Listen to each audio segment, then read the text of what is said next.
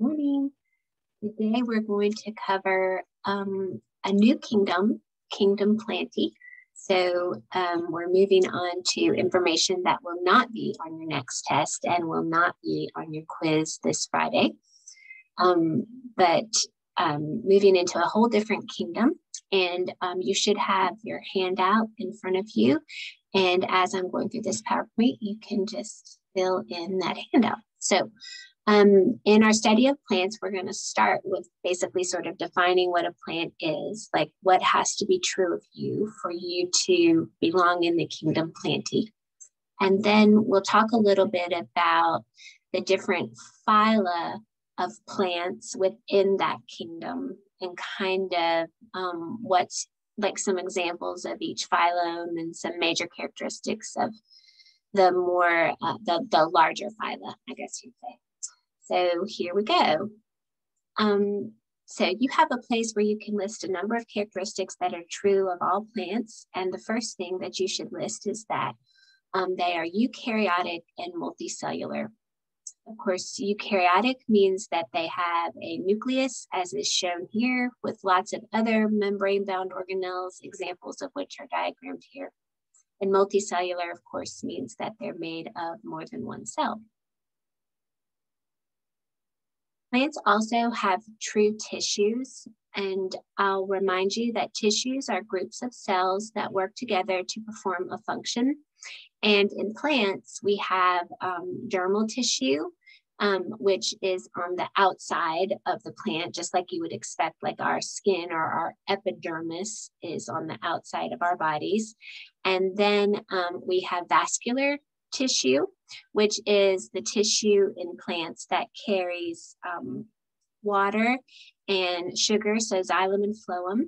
And then we have something called ground tissue, and there's 3 different types of ground tissue. And ground tissue basically in plants is they're the kinds of cells that kind of fill in the spaces between the outside of the plant, which is the dermal tissue, and the pipes of the plant, which are the vascular tissue. We're going to talk a lot more about the tissues and how they function, but for now, just know that to be in the kingdom Plantae, it has to be true of you that you have true tissues. Most plants have organs, not the type of organ that John Paul Jones from Led Zeppelin had, maybe, which is shown here in this picture, but organs like that are groups of tissues that carry out particular functions. Examples of plant organs are like the leaves, the stems, the roots, flowers, fruits. Those are organs. Most plants have plastids, and the type of plastid that you're most familiar with is the chloroplast, which is shown right here. And of course, the chloroplast is the organelle that's responsible for photosynthesis, but there are a number of other different types of plastids, and you see they all end with the word plast. And most of them have to do with encasing like pigments, but they can also store other things like enzymes and oils and things like that. So most plants have plastids. Plants have cell walls that are made of cellulose. So if you were to look up close at a plant cell wall under the microscope, it would look like this. And the reason it would look like that is because it has these fibers that are filled with cellulose. Because cellulose, of course, remember, is it's a carbohydrate that's a polysaccharide that's made up of hundreds and hundreds and hundreds of, and thousands even, of glucose molecules built together in a particular way. So fungi have cell walls made of chitin. Plants also have cell walls, but cellulose. Okay, most plants are sessile, which means they grow while attached to something, in this case, like the ground, but some plants, of course, can float, and you're probably familiar with some of those. Most plants are photosynthetic, which means that they make their own food using the energy from the sun. And course, we've talked a lot about that this year. And then most plants store that food as starch. And starch is a different carbohydrate that is also made of lots and lots of glucose molecules, but the glucose molecules are built together in a different way than they are in cellulose. This is a really cool picture. It's an electron micrograph that shows a plant cell wall here. And inside of the plant cell, you can see these little vacuoles, basically, that are full of starch. So this is when we say a plant stores starch, we literally mean it packs some of its vacuoles full of that material so that as it needs energy, it can break off one of those sugar molecules and send it to its mitochondria and carry out, of course, aerobic cellular respiration. Now, I say most plants are photosynthetic, and you would think that all are, but some plants actually are parasitic. And they, what that means is they get their nutrients from other living things. And there's different types. There are different types of plant parasites that will attach to the roots of, say, like a tree and draw their nutrients from that tree's roots. There are others that wrap around like the stems of the plant, in this case, like these tree branches, for example. Mistletoe is a plant like that. And so if a plant gets its nutrients from some other living thing, it's a plant, then we would call it parasitic. All plants are capable of sexual reproduction, which means that they, remember that sexual reproduction is basically when you have two parents and each parent contributes some of their genetic information to form the new offspring. But so it's the fusion of gametes to form a diploid zygote. And that can mean, like in this picture, that you're forming a seed. It doesn't have to be. So that's sexual reproduction, and all plants can do that in some form. But some are also able to asexually reproduce. And we talked about this in 7th grade some, but examples of asexual reproduction are like if you cut a little piece off of an existing plant and let it take root and plant that little heading, then what you've just basically produced is a clone of that plant. New potatoes grow from plant stems. Plants can send out little special runners like strawberry plants do. And those runners can find fertile ground and sprout a new plant. Excuse me. And then, of course, like bulb flowers can reproduce asexually. So sometimes you don't have to have two parents. You can just make a clone of the existing plant. And a lot of plants are good at that. Okay, so on your worksheet, what comes next is a listing of the major plant phyla. And those plant phyla are divided into 3 groups. And the first group is non-vascular plants.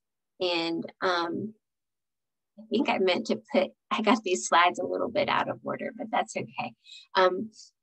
So non-vascular plants are called non-vascular because they do not have vascular tissue. And by vascular tissue, we mean the tubes that carry the food down from the leaves to the other parts of the plant, and the water up from the ground, like the roots, through the rest of the plant. And so because they don't have like these pipes that carry water up and food down, they can never grow really tall because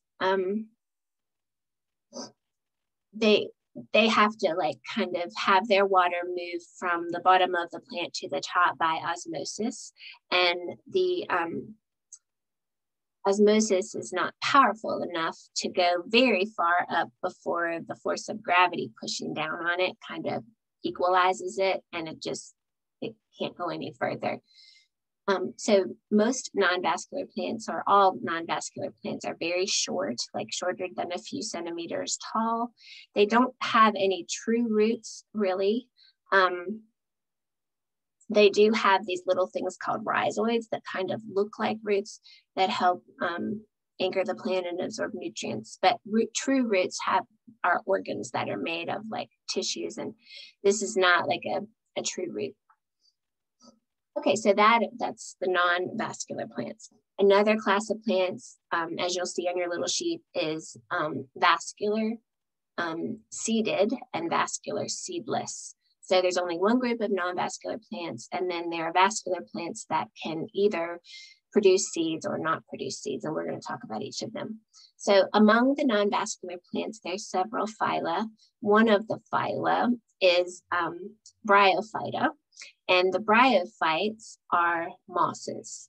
And so on your sheet where it asks you to give an example of the bryophytes, you're going to want to put moss. I think we're all in our area familiar with moss because deciduous forests have lots of moss. Again, it's always growing very close to the ground because of its lack of vascular tissue. Okay, another phylum that belongs in the non-vascular category is hepatophyta, and these are the liverworts. And this name wort, you see it's spelled differently than a wart would be like on your finger or something. And a wart in Old English was the name that was given to something that had medicinal properties. And it was believed for a long time that because this little part of the liverwort had sort of lobes that divided up, those lobes sort of look like our liver and the lobes that we have in our liver. And so they thought that that was a sign that God gave us that plant to help us heal liver ailments. And so liverwort was commonly used as a medicine for liver problems at one time. You see that word hepato, that means liver plant, basically, phyta, liver plant. Like when people have hepatitis, that's a disease of the liver and stuff like that. That hepato refers to liver. Okay, another phylum is the Anthocerophyta, I guess. I'm not really sure if that's a hard C or a soft C. These are the hornworts. And again, these worts had to do with medicinal properties. And you can see why they might be called that. So still, as you know, very small, they're not going to be able to grow very tall because of their lack of vascular tissue. Okay, so that other group is, like I said, there's non-vascular and then there's vascular. And then among the vascular, there's seedless and seeded. Obviously, the seedless vascular plants don't produce seeds. And instead, they reproduce by producing spores. And a spore is different from a seed in important ways, but the main way that it's different is that a seed inside has a little teeny tiny embryonic plant, and a spore doesn't. A spore has some cells that can grow into a new plant, but it's not a little embryonic plant inside. Vascular plants, because they have the pipes to carry water up from the ground to taller heights, are able to grow tall. They tend to have strong cell walls, and they do need to generally grow in like moister environments, like you wouldn't find them in the desert or in areas where you don't get a lot of rainfall, because they have to have moist surroundings in order for sexual reproduction. Their male gamete is not carried in like a pollen where it's encapsulated and protected. Their male gamete actually has to swim to their female gamete, the egg. And so it has to be moist conditions for that.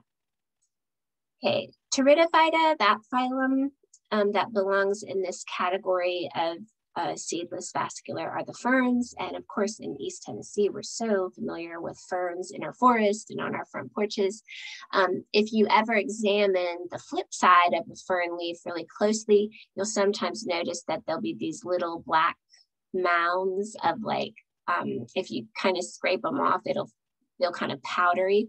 those are the spores that have been produced by this plant, and they'll drop and they'll germinate, and a new little fern can grow from it when the conditions are right. So pteridophyta are the ferns. Another type of seedless vascular plant are the sphenophyta. These are plants that are called horsetails. We have them too. We have the lycophyta, which are the club mosses. And if you go hiking at all in our area, these probably both look familiar to you. The club mosses, when they're, these are their reproductive structures where the spores are formed, and in the right time of year, if you happen upon these when you're hiking, and if you just touch the tops of these little cone-like structures, they'll just be this big cloud of, spores coming off. It looks almost like smoke. So again, that's how they propagate. The pseudophyta are the whisk ferns, and I'm not sure if I've seen these much around here. But all the pictures that I looked at of them looked pretty much like that. So I think this is a good representation. I don't remember seeing that a lot when I'm hiking around here.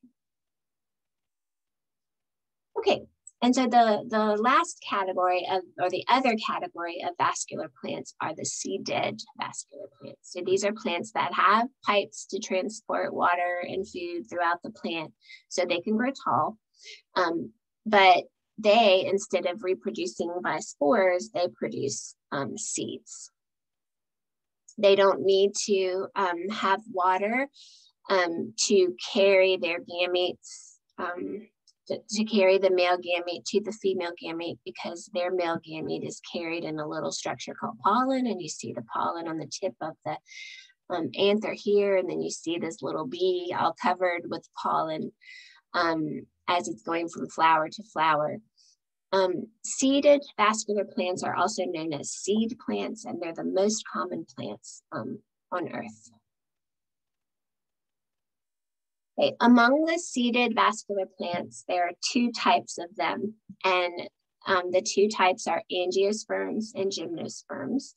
And we're going to talk by filling in the chart on the back of your note sheet. We're going to talk real specifically about the differences between angiosperms and gymnosperms, but the bottom line is that angiosperms have their seeds encased in fruit, some sort of fruit, and gymnosperms have uncovered or bare or what are sometimes referred to as naked seeds. The seeds are not encased in what's called the ovary part of the fruit. Okay, angiosperms are the flowering plants. So when you think about flowers and fruit, that's angiosperms. When you think about no flowers, no fruit, that's the gymnosperms, as long as you're talking about seeds. Okay, all right. So I'm going to go ahead and have you flip over to the back of your sheet and fill in your chart comparing gymnosperms and angiosperms for now. So as I was just saying, gymnosperms are non-flowering and angiosperms are flowering. Whoops, wrong way, sorry. They both produce seeds, so they're both seed plants. So that's one way that they're similar. It's just a matter of like how their seeds are, I guess you could say whether their seeds are protected by being encased in an ovary or not. So gymnosperms have seeds that are not enclosed in an ovary. And like I said, sometimes it's said that they have naked seeds. And then angiosperms have seeds that are enclosed in an ovary. And by ovary, we mean like once it's mature, it's either a fruit or a nut or a berry. So if the seed is enclosed in a fruit or a nut or a berry, basically any part of the flower that developed from the ovary, then we say that that particular type of plant is an angiosperm. And this is, I think I probably told you this in 7th grade, but the way I remember this is like you have to dress out for gym. So you have to like undress and then redress. And so gymnosperms are the ones that are naked or not dressed. And angiosperm, I look at the word Angie and I think of that being a girl's name. And I think most girls like to get flowers. And so I think about that. You remember it however you want to, but that's what I do. Okay, so again, these are both types of seeded vascular plants. And now we're going to look a little bit more at some examples of some gymnosperms, the different phyla that include the gymnosperms. And then we're going to talk a little bit more about angiosperms. Okay, so the conifers is a phylum that is a gymnosperm phylum, which means the seeds are not covered in fruit. And the conifers, or cone bearers, which is why I showed an up close picture of a cone here, are in the conifers. So we're very familiar with conifers in our area because they're mixed in with our deciduous forest. And I don't know how to pronounce this word, to be honest with you, but I'm going to say hepatophyta. And these are another type of gymnosperm. And like when I first saw this, I thought it was a palm tree, which is not, palm trees are not gymnosperms, palm trees are angiosperms. So I was a little confused. But a lot of cycads look like palm trees, but there are important distinctions. And one of the most important distinctions is that they do not produce seeds in any kind of a fruit. These are actually sort of like almost cone-like, and the seeds are naked in them. Then you have the ginkgophyta, which includes ginkgo trees. Ginkgo trees turn this lovely yellow color in the fall.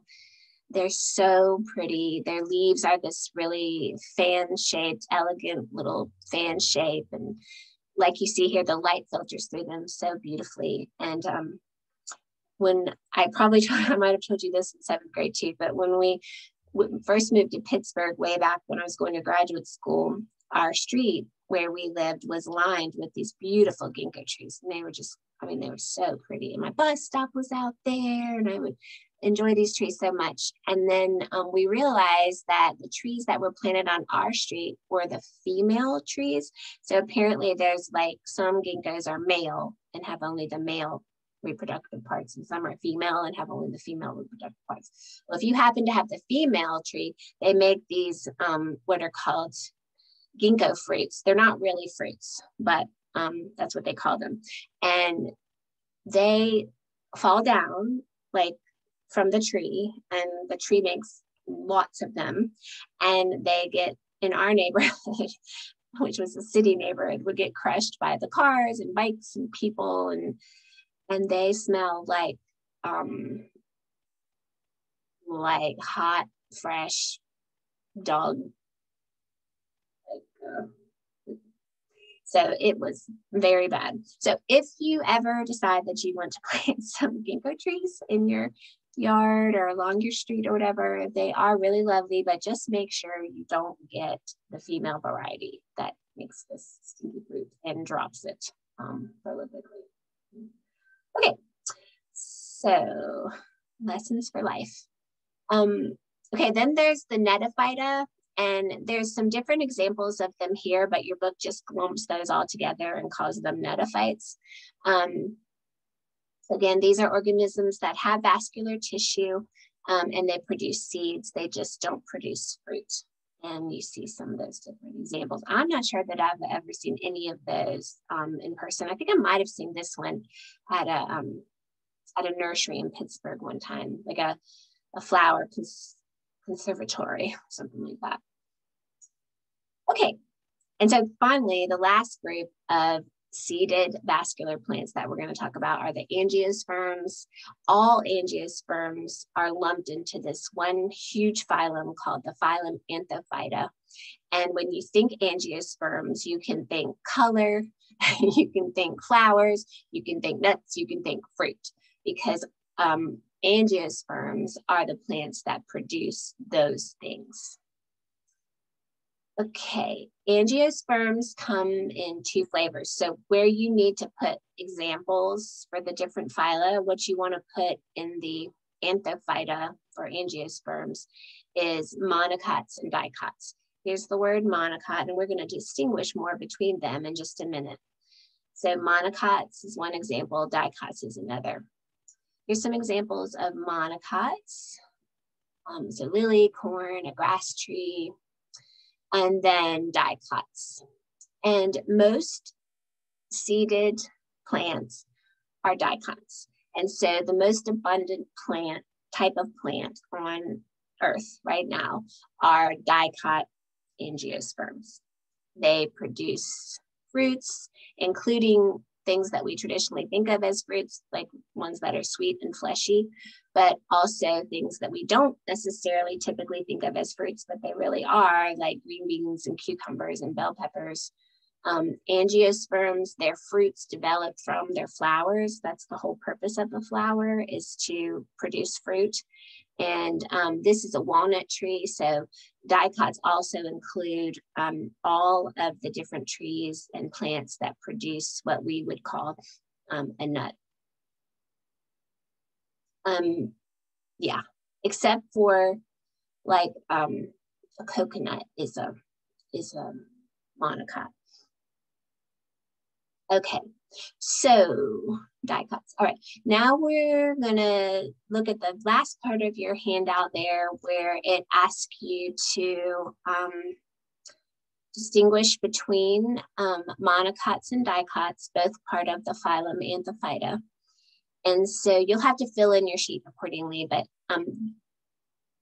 because I don't think they're exactly in this order, but I think it helps to have the pictures. So I'll go through in this order, and you put them in the order that they are on your worksheet. The one thing we think about with monocot and dicots, and this is where they got their name, is how many what are called seed leaves they have. So this is inside the seed. Do they have one cotyledon or two cotyledons? And if they have one, then they're monocot. And if they have two, they're dicot.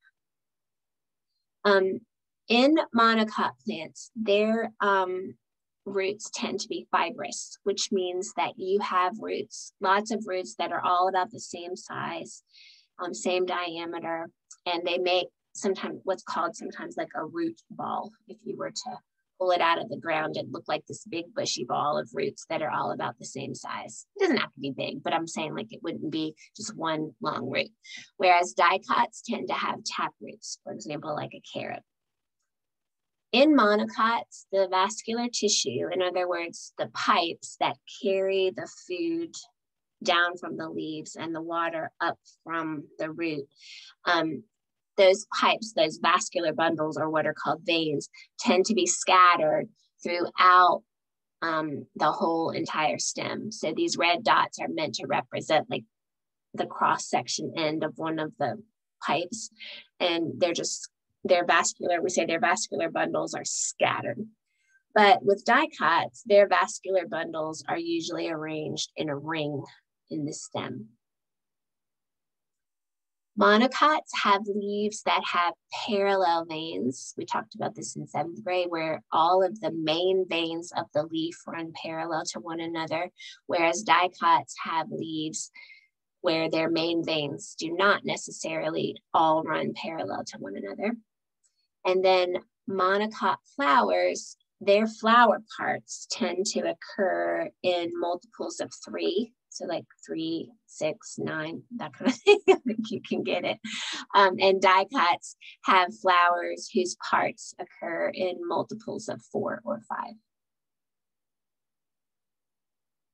So I think I filled in the spaces on that chart where like it would have had more writing as opposed to less writing, but you want to just make sure you get those differences and understand what the differences mean. Okay. I think that's it. Yeah. So now that we've talked about what a plant is and the different types of plant phyla and kind of what belongs in the different phyla, we'll start talking in particular about the tissues of a plant and how they're built together to allow the plant to function. But that will be tomorrow, I'm sure. So I'll see you then, I hope.